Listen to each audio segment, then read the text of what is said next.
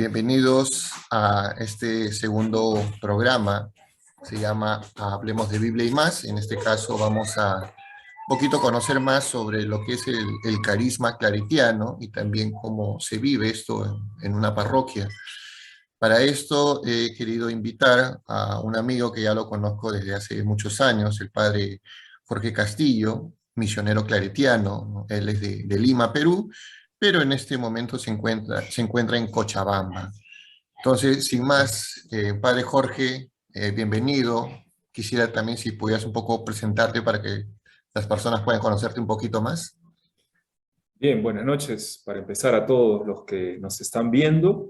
Un saludo cordial a todos los que siguen este canal de YouTube. Sí, soy misionero claretiano, he nacido en Lima, Perú.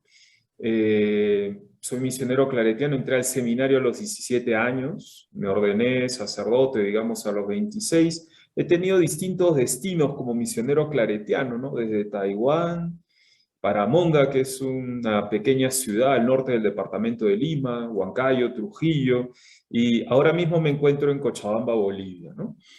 Acabo de terminar de estudiar la licenciatura en Teología Espiritual, entonces a partir del próximo año me han propuesto, digamos, dar algunas clases en el Inter, que es como un centro formativo para religiosos, religiosas que están en formación inicial. Será un poco introducción a la pastoral y quizás en el segundo semestre clases en la universidad, en la Facultad de Teología, en dos, digamos, materias que tienen que ver con la especialidad de Teología Espiritual, ¿no? Jorge, ahora que estabas mencionando pues, que todo este recorrido que has hecho, yo sí quisiera preguntarte cómo entras en contacto con los claretianos.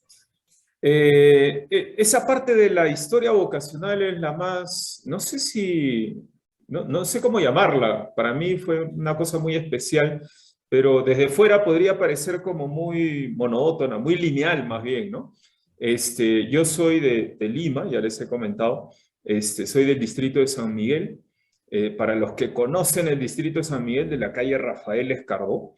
Entonces, he vivido muy cerca del Colegio Claretiano. De hecho, estudié en el Colegio Claretiano cuando tenía dos locales, uno en Magdalena del Mar, que actualmente está frente a la cúpula, y actualmente, digamos, es el seminario claretiano. Ahí fueron los 4 primeros grados de primaria.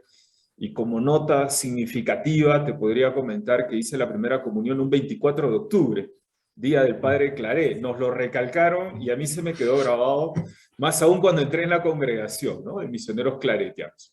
Luego pasamos a estudiar ahí en el local que está frente al Parque de las Leyendas y de pequeño, más bien inconscientemente, porque no recuerdo mucha conciencia, digamos, inconscientemente nos han ido hablando del Padre Claré, seguramente frases, etcétera. Y luego mi parroquia es la parroquia San Miguel Arcángel, que desde que yo he nacido, del año 72, un año antes creo incluso, y estaba regentada por los misioneros claretianos, ¿no? Entonces, aunque quizás no participábamos tan activamente o con tanta frecuencia, de alguna manera participábamos de la parroquia. Ahí hice la confirmación, por ejemplo, o sea, la primera comunión en el colegio claretiano y la confirmación en una parroquia claretiana, la catequesis también del colegio. Entonces, cuando llegó el momento como de decidir, tú dime qué opciones tenía, digamos, ¿no? O sea, fue como que el Señor desde el vientre de mi madre me fue encaminando de esta manera, ¿no? Y para no hacer larga la historia introductoria, digamos, el primer contacto fue con un grupo de seminaristas que en su año pastoral, me imagino yo, y eran profesos de votos temporales, participaban de la pastoral del colegio, ¿no? Entonces se fueron acercando. Yo recuerdo que en la catequesis de primera comunión habían seminaristas, y luego en la secundaria, sobre todo cuarto, quinto de secundaria, también habían seminaristas. Entonces, prácticamente fue lo que conocí, lo que viví desde pequeño y fue la manera como seguramente el Señor me fue preparando para este camino, ¿no? Hasta que un seminarista me lanzó la invitación así como muy, muy directa. ¿No quiere ser misionero claretiano?, me preguntó así. Y yo era algo que ya lo venía pensando. Con esa pregunta, obviamente, me lo tomé mucho más en serio, tuve que poner en cuestión muchas decisiones que había tomado hasta ese momento, etcétera. Y después de un proceso de discernimiento, quito de secundaria, digamos, pues decidí entrar al seminario, ¿no? Cuando tenía apenas 17 años, ¿no? apenas terminado el colegio, digamos. Solo para complementar algo que ya habías dicho, bueno, yo también soy de la parroquia San Miguel Arcángel, y algo que tal vez no saben mucho, ¿no? Es que, bueno, en realidad los misioneros claretianos forman una provincia, ¿no? Que es Perú, Perú-Bolivia, ¿no? Que hace unos años era una delegación, ¿no? La delegación de Perú, Así ¿no? Y es, lo interesante es de que dentro de la delegación de Perú, en donde habían varias comunidades, San Miguel Arcángel originalmente no pertenecía a la delegación de Perú porque era parte de la provincia de León de España, ¿no? Creo así que es. es en esa época en donde tú tienes este llamado vocacional, ¿no? Creo que yo también ya, cuando ya era adolescente, estaba en la confirmación, sí vivió ese tránsito, ¿no? De pasar de ser parte de una provincia de España a insertarnos en la delegación, ¿no? Claro, Solamente para claro que que sí. también el Sí, público para que pueda consten conocer, actas, para que para que consten consten actas. actas. Y bueno, yo supongo que estaba en el colegio claretiano, habrás escuchado de Claret como yo también, de los Claro. misioneros, de los mártires de Barbastro también, que eso ya puede ser un tema para otra próxima entrevista, pero yo sí me gustaría preguntarte, ¿qué tanto va cambiando tu imagen de Claret cuando ya entras al seminario? No supongo que ahí lo harás conocido un poco más, habrás leído la biografía, porque mi pregunta es también para que puedas comentarles a todos los que nos ven, ¿quién es el padre Claret? Ok, ok. Quizás podemos ir por partes, ¿no? Un poco la imagen que se nos presenta. Quizás como anécdota, para empezar, este, cuando le tuve que decir a mis papás que quería entrar al seminario, ser claretiano, eh, no se lo tomaron a bien al principio, digamos, ¿no? Porque era lógico, digamos, que unos papás que tienen un hijo de 17 años digan, bueno, primero anda a la universidad, estudia algo serio. ¿Qué tal si a la mitad de la carrera sacerdotal, digamos, te sale? ¿Qué será de tu vida? Etcétera, ¿no? Preocupaciones normales, digamos. Mi mamá lo tomó así como quizás con pinzas, y ella, que fue formada más bien por los salesianos, las salesianas, para ser exactos, secundaria, estudió en un colegio administrado por las salesianas, la normal estudió con las salesianas, entonces quería que yo fuera salesiano, ¿no? Me gustaba también la vida de Don Bosco, no te lo voy a negar, me gustó su biografía. Entonces ella me llevó con una religiosa salesiana, así como a escondidas, así como, ¿no? Vamos a comprar al mercado, uy, mira, ya que estamos por aquí, hay una amiga, a ver. Entonces yo después me di cuenta que era pues una suerte de engaño, un engaño santo, digamos, pero no era para hacer ningún mal, ¿no? Entonces cuando conversé con esta religiosa mucho más adulta que yo, directo al grano, ¿no? O sea, ¿por qué no eres salesiano? Así, directo al grano. Y yo le lancé una frase que yo pensé que era mía, pero no era mía, claro, era del padre Claret, ¿no? Yo le dije, mira, los salesianos evangelizan a los jóvenes, porque algo sabía, ¿no? Habiendo leído a San Juan Bosco, algo sabía, ¿no? Mira, los salesianos se dedican a los jóvenes, mi espíritu es para todo el mundo. Una frase muy conocida del padre Claret, ¿no? Que yo creía que era mía, pero después la he ido descubriendo. Entonces, esa frase, mi espíritu es para todo el mundo, es como la frase que poco a poco me ha ayudado como a distinguir la mejor imagen del padre Claret, ¿no? Yo al principio era como que quería ser sacerdote en unos términos muy generales, la verdad que desconocía mucho la vida del padre Claret como tal, el espíritu claretiano y todo lo que podemos hoy conocer o imaginar, ¿no? Yo desconocía. Entonces, pero para mí la certeza más grande era que Dios me llamaba a ser claretiano, no sabía cómo explicarlo, digamos, ¿no? No lo tenía muy claro, pero tenía una certeza grande. Entonces, a medida que me iban explicando las cosas, yo era como que, ah, sí, bueno, así es. Bueno, sí, claro, por supuesto, para eso estoy aquí, ¿no? Para eso Dios me ha llamado, ¿no? Cuando me dijeron, qué sé yo, el primer día, que había que hacer voto de pobreza, digamos, no tener dinero en el bolsillo, yo como que no lo había pensado, pero inmediatamente dije, bueno, pero es lógico, ¿no? Es decir, así tiene que ser. Cuando me dijeron, no, bueno, aquí algunos son sacerdotes y otros son hermanos, ah, mira, no lo había pensado, pero bueno, así tiene que ser, ¿no? O sea, para esto Dios me ha llamado. Y iba como muy hacia adelante, ¿no? Luego el voto de castidad, igual, aquí no nos casamos. Uy, no lo había pensado tampoco, pero me parece tan evidente, ¿no? O sea, era como muy evidente. Entonces, venga, seguimos para adelante, ¿no? Entonces fue como en función a ir descubriendo más bien las cosas, ¿no? En el seminario, por primera vez leí biografías y la autobiografía del padre Claret, ¿no? Entonces, ahí pudimos, porque éramos un grupo grande, pudimos meternos en su vida, en su historia, en sus ilusiones, en su entusiasmo, a tal punto que quizás en la primera etapa no teníamos como mucho pastoral, era una cosa muy sencillita, pero en cuanto tuvimos la oportunidad, digamos, de hacer una pastoral un poco con más libertad, con más tiempo, con más disponibilidad, nos aventuramos a la misión, ¿no? El padre Claret lo que buscó fue la evangelización de España, luego de Cuba, cuando estuvo en Cuba, por todos los medios posibles. Y esa era la clave, la tónica con la que nos fuimos formando. En el noviciado, cuando nos fuimos de misión un mes entero, nos inventamos todas las cosas habidas y por haber, ¿no? O sea, en esa misma línea, en ese mismo espíritu del padre Claret, por decirlo así, ¿no? Al retorno del noviciado tuvimos oportunidad de ir de misión a las zonas rurales de Perú, Ayacucho, hemos ido a San Martín, las zonas más bien rurales. Entonces, hemos ido ahí como poniendo en práctica, digamos, el carisma claretiano, ¿no? Eso por un lado, así fue como más o menos lo he ido descubriendo. Y luego, en la vida personal, ya después del tiempo de seminario, fueron los destinos concretos, ¿no? Entonces, por ejemplo, estuve 3 años en Taiwán, donde los católicos y cristianos no somos más del 1,5% de la población. Entonces, la Navidad que ahora estamos celebrando, digamos, no es feriado, ¿no? Me ha tocado ir a clases un 25 de diciembre, por ejemplo, para seguir estudiando chino, ¿no? Viernes Santo tampoco es feriado, entonces también he tenido que ir a clases y hacer distintas actividades, ¿no? Entonces, ¿cómo evangelizar en una sociedad que no es cristiana, ¿no? ¿Cómo proponer el evangelio? Luego me ha tocado también trabajar en colegios, el Colegio Claretiano de Huancayo, el Colegio Claretiano de Trujillo, y ese es otro desafío diferente, ¿no?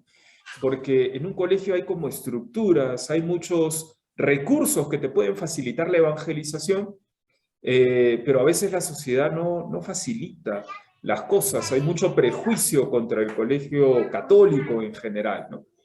Y ahora me toca, digamos, estar aquí en Cochabamba, una cultura muy distinta, donde los valores andinos, por ejemplo, son muy predominantes, ¿no? Incluso aquí en la ciudad. Entonces, han sido como distintas experiencias de vida que me han ido como abriendo los horizontes de la misión claretiana. Ahora, para hablarte del padre Claret sería larguísimo, pero quizás así como para sintetizar un poco, le tocó un contexto, España del siglo XIX, un contexto en el que la iglesia estaba en conflicto con algo que técnicamente se ha llamado la ilustración, ¿no? Que viene a ser algo así como el dominio de la racionalidad.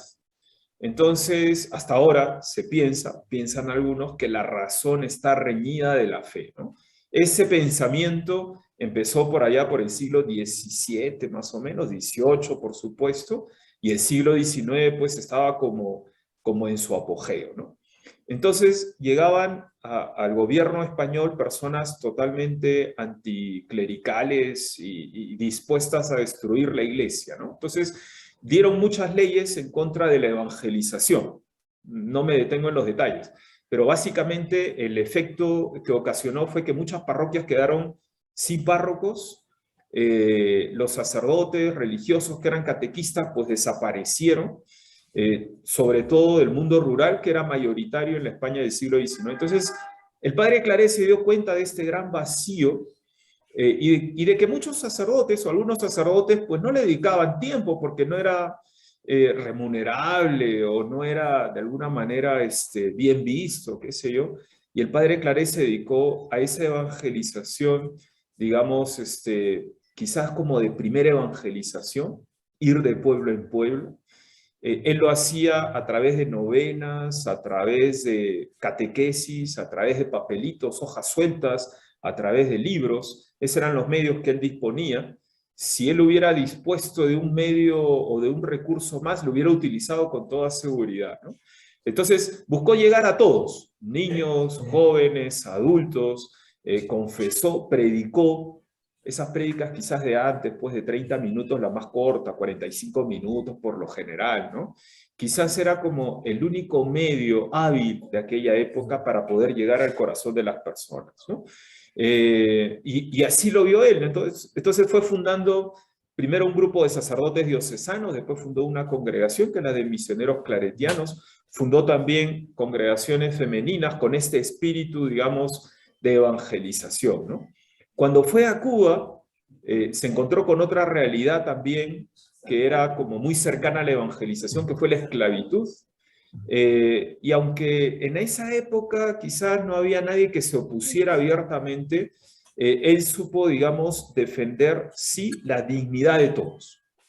Aquellos terratenientes que tenían muchos esclavos no les gustaba la idea de la evangelización, de la catequesis a los negros o a los esclavos, porque en esas catequesis se hablaba de que todos somos hijos de Dios, todos somos iguales ante la ley, ante Dios, etc. Entonces, eso creaba como mucha susceptibilidad entre los hacendados. Quisieron matar al padre Claret por esos motivos y por otros, ¿no? Entonces, ese fue el contexto, ¿no? Y esa necesidad que él vio en su España natal, digamos, de ausencia de evangelizadores, luego como que ese espíritu fue como universal, ¿no? Entonces, los claretianos hemos heredado ese espíritu del padre Claret de evangelizar a todo el mundo, igual que el padre Claret lo hizo por todos los medios posibles, ¿no? El padre Claret usó los medios disponibles de su época, hoy tendríamos que usar los medios disponibles de la nuestra, ¿no? Y eso es un poco para contarte acerca del padre Claret, unos rasgos rápidos, digamos, de su vida, cuál fue su relación, cómo nació, digamos, su necesidad de evangelizar, y un poco también ese encuentro en particular personal con el padre Claret desde que entré al seminario hasta ahora, ¿no? Yo creo que también para entender al padre Claret es, como dices tú, ¿no? Ubicarlo, que vivió en una época en la España monárquica, ¿no? Porque de hecho fue confesor de la reina, ¿no? Y yo supongo que debe ser difícil, ¿no? Porque por un lado, estando en Cuba, ¿no? Ante la relación de la esclavitud, cómo predicar el evangelio, ¿no? Pero por otro lado también en esa tensión que tiene con la relación con la monarquía, ¿no?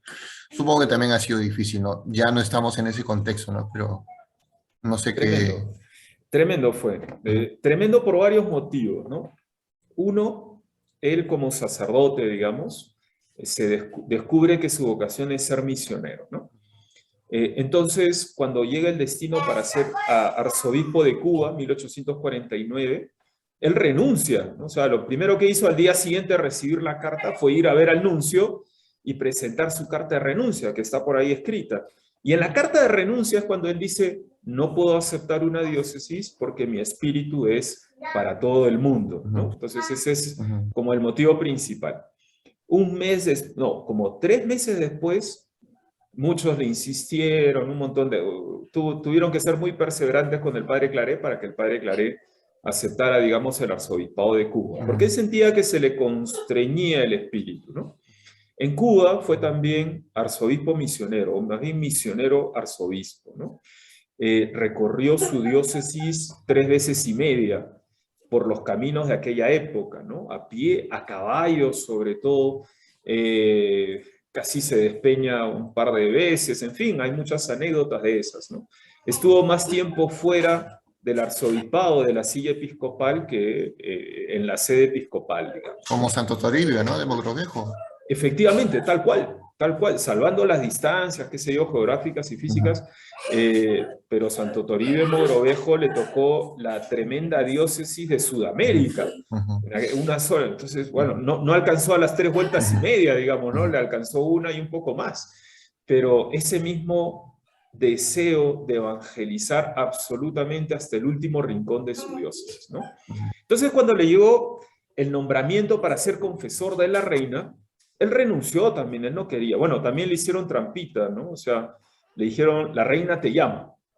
Y él no sabía para qué, pues, y en aquella época los reyes, las reinas eran reyes y reyes católicos, ¿no? Entonces, eran como una cierta autoridad dentro de la iglesia, como un arzobispo. Entonces te llama el arzobispo, bueno, hay que ir, digamos, ¿no? A ver qué será. Y cuando ya llegó a Madrid, es cuando le dicen, te he nombrado confesor de la reina. Que ya que los reyes eran católicos, era lógico, entre comillas, que hubiera un confesor católico. Pero en aquella época ese cargo de confesor de la reina se había desvirtuado, la verdad de los hechos, ¿no? Era un cargo más bien político. Le podías pues soplar al oído de la reina para ciertos cargos, ciertas responsabilidades dentro de la Iglesia Católica, ¿no? Igual que hoy, habían algunos que aspiraban pues a ser obispos, cardenales, qué sé yo, ¿no? Cargos más de autoridad más que como cargos de servicio, ¿no? Entonces él se negó también, porque imagínate si la diócesis de Cuba le quedaba pequeña, porque su espíritu era para todo el mundo, ser confesor de la reina era pues demasiado, ya, eso era demasiado, ¿no? Entonces fueron a presionarle, porque si no es con presión, el padre Claret no acepta estas cosas, ¿no? Entonces le hicieron ver que él como confesor podía hacer mucho bien a la iglesia, solo como confesor, ¿no? Entonces puso condiciones, ¿eh? O sea, no fue tan fácil de convencer, puso condiciones, ¿no? Y las condiciones eran, aquí estoy solo para confesar. E iba los lunes a primera hora para celebrar la misa y confesar, y después se iba a otro sitio, ¿no? Él vivía en aquel entonces en un hospital, ¿no? Como un enfermo más, por decirlo así, ¿no? Como un capellán más, ¿no? Y ese tiempo también de estancia y estabilidad en Madrid le sirvió para la dirección espiritual, le sirvió para la predicación, le sirvió para escribir libros, aprovechó el tiempo, digamos, ¿no? Para estar con los misioneros claretianos también.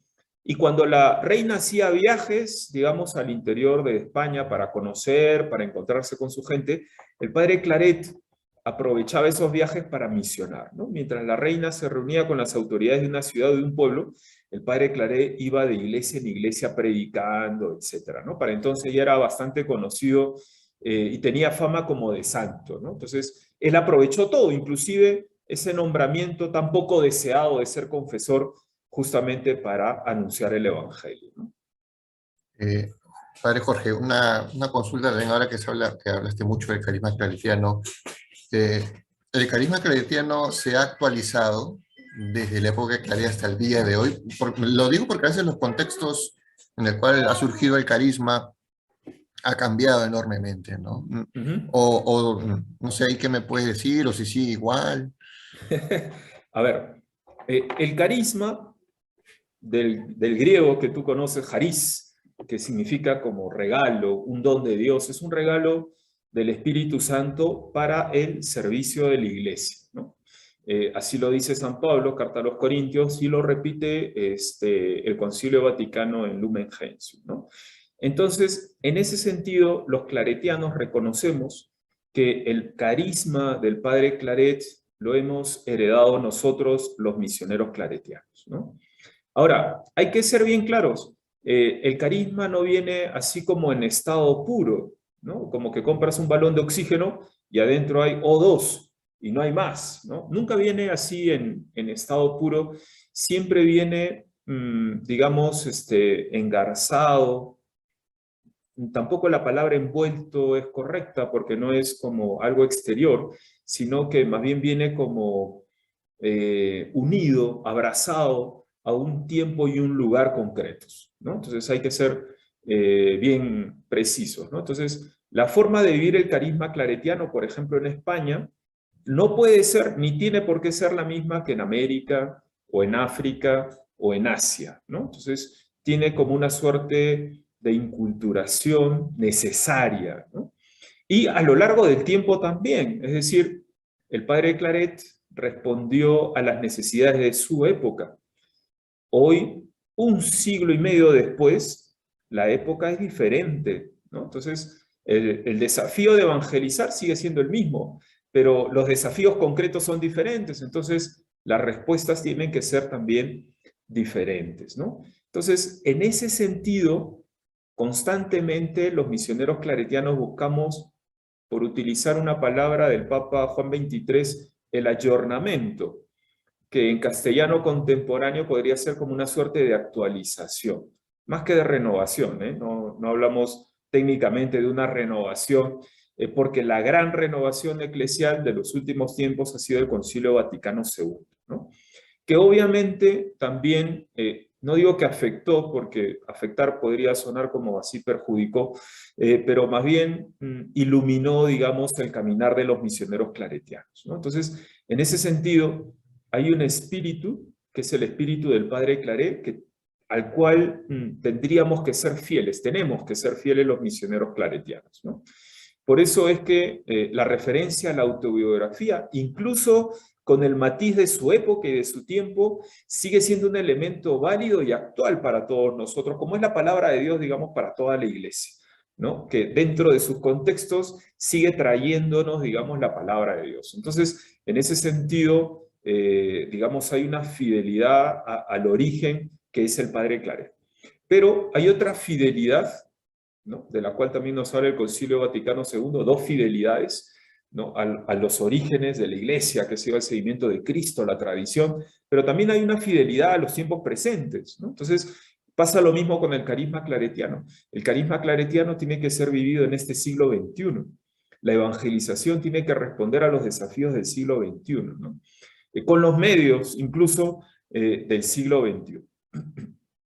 Han habido, por mencionar algunas revisiones, digamos, del carisma claretiano. Te pongo un ejemplo. El Padre Claret básicamente se dedicó a ejercicios espirituales y a la predicación itinerante, ¿no es cierto? Esas fueron sus misiones básicas. Pero también escribió libros, qué sé yo, otras cositas más, catequesis, etc. En cuanto murió el Padre Claret, en ese último periodo del Padre Claret, 1870, se nos propuso asumir colegios. Entonces ahí vino como la primera crisis. ¿Asumimos el colegio o no asumimos el colegio, ¿no? Fidelidad al Padre Claret, ¿qué significa? ¿Fidelidad a su espíritu o fidelidad a hacer exactamente lo que él hizo? En aquella época todavía estaba fresco el Padre Claret, digamos, ¿no? Su vida, su palabra, había gente que le había conocido, que le había escuchado predicar, ¿no?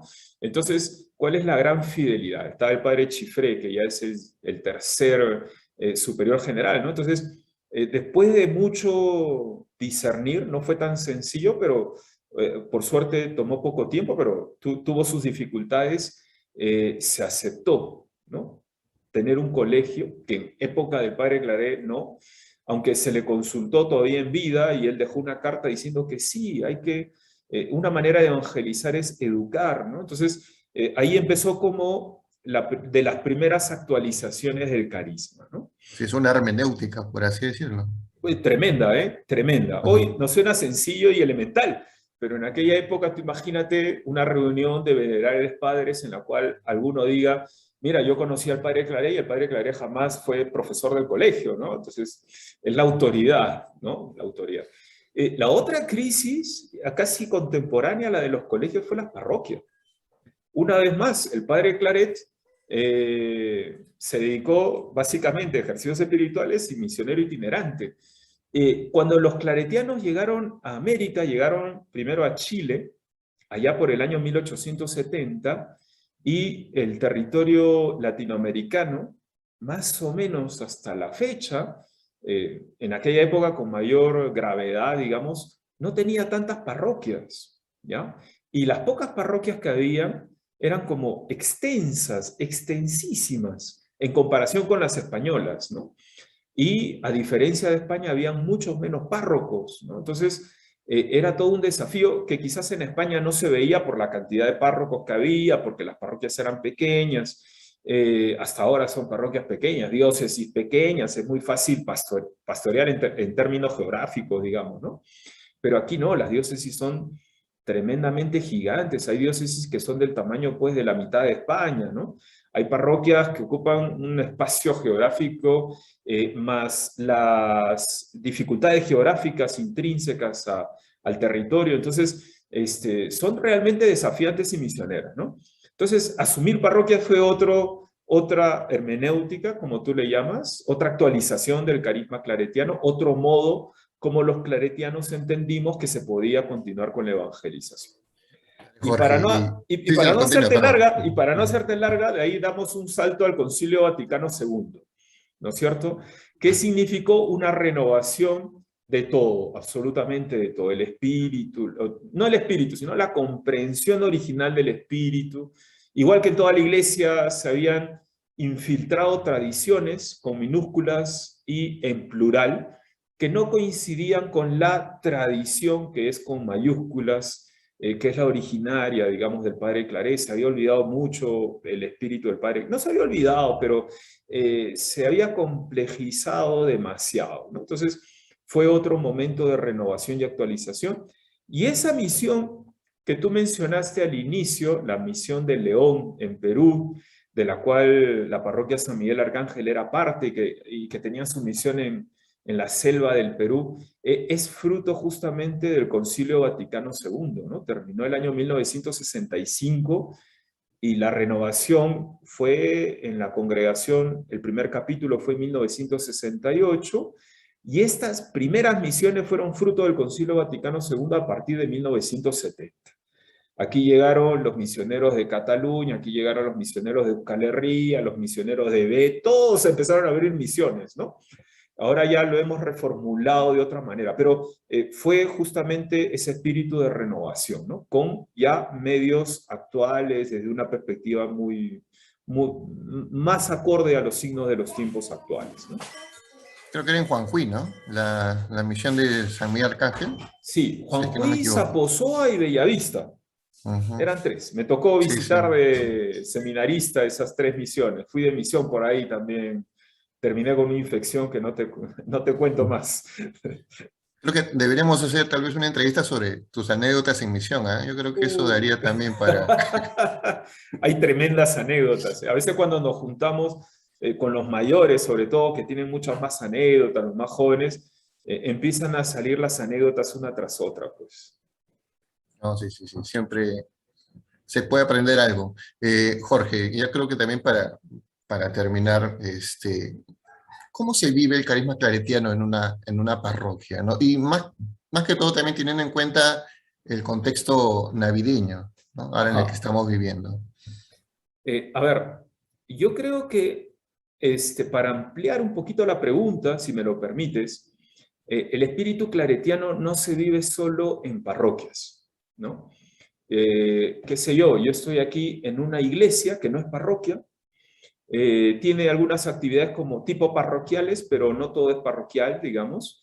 De hecho, yo me voy a dedicar un poco a dar clases, que es otra manera de comprender la misión claretiana, que es la formación de futuros pastores, en este caso la formación un poco académica, un poco integral. Eh, Aquí, digamos, esta es la sede de una misión que tenemos en el norte de Potosí, que está conformada por 3 parroquias, pero de esas que te cuento que son más misioneras que parroquiales, ¿no? Que tiene mucha zona rural, que tiene una amplitud de territorio enorme, que solo transitar en esta época navideña, que es época de lluvias, es jugarse la vida a veces en la carretera, no solo carretera, sino caminos a veces de tierra, ¿no? Me lo cuentan los misioneros que vienen aquí. Entonces, hay como muchos lugares para poder vivir, digamos, este espíritu misionero, este carisma claretiano, ¿no? En concreto, aquí, digamos, dentro de las actividades que hemos realizado por Navidad está la campaña navideña, que es bastante común a todas las parroquias, digamos.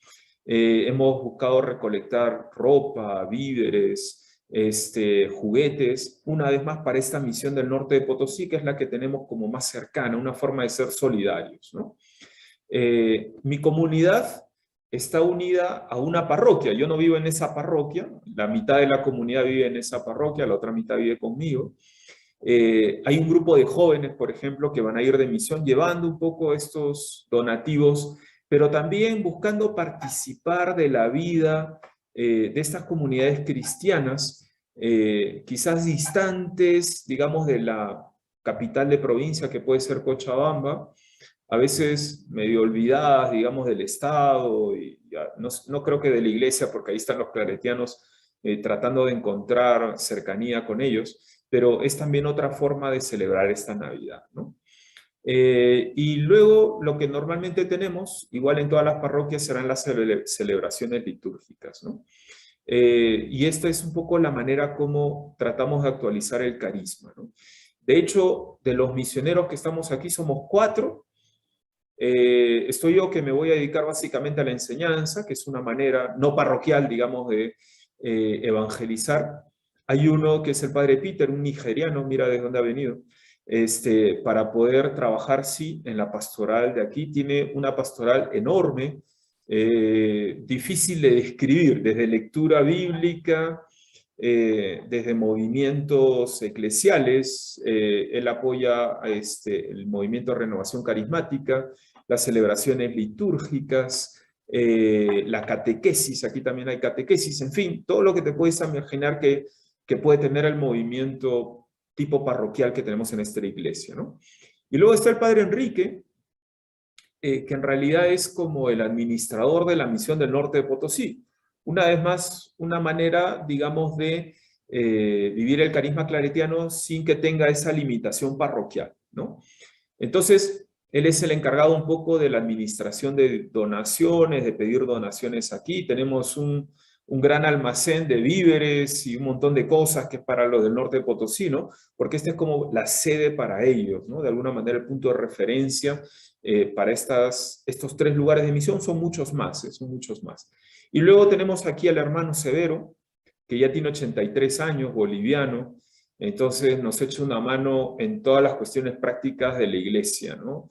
Desde cantar, porque a veces no hay coro, hasta pasar la limosna. Se encarga de buscar a los lectores, a veces a los monitores. En fin, esas cuestiones prácticas que un hermano misionero a los 83 años, como te podrás dar cuenta, pues nos puede aportar con pequeños detalles, pero que nos facilitan un poco la vida misionera aquí, ¿no?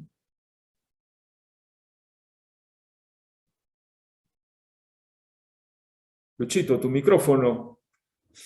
Te decía, algo que sí quisiera agregar es que mi experiencia en una parroquia claretiana, en este caso San Miguel Arcángel, yo siempre lo he sentido como que una parroquia claretiana, o sea, no es que tampoco limita todo a que todo sea claretiano, sino que también da espacio a que se vivan otros carismas, ¿no? Como puede haber grupos de la renovación, movimientos juveniles como por ejemplo el EPJ, ¿no?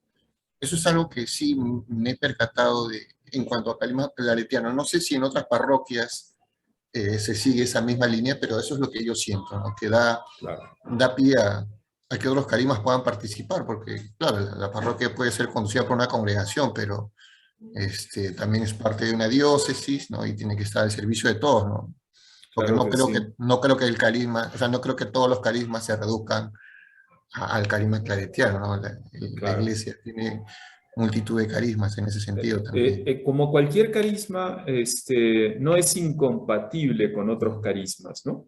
Ujú. Y yo creo que desde el Concilio Vaticano II, sobre todo, se ha dado mucho pie, mucho ánimo, mucho énfasis al discernimiento y quizás el cuidado de los distintos carismas que puedan surgir en la iglesia, digamos, ¿no?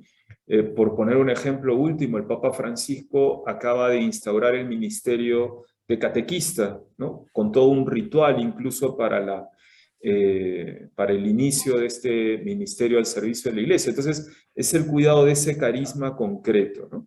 Y yo creo que hoy por hoy cualquier pastoral no podemos entenderla, o cualquier carisma no podemos entenderlo con afanes de exclusividad, ¿no? Entonces, aquí solamente vamos a hablar de carisma claretiano. Sería contrario al espíritu del padre Claret, ¿no? Que siempre trabajó con todos, ¿no? Fue novicio jesuita.